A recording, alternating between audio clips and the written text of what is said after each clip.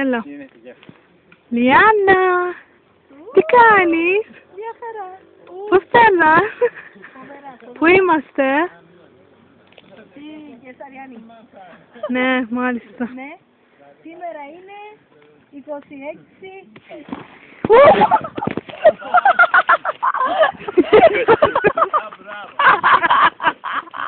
Κριτικάμε!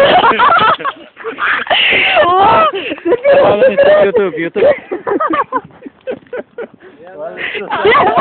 Λιάννα. Ακόμα πρέπει να κάνεις.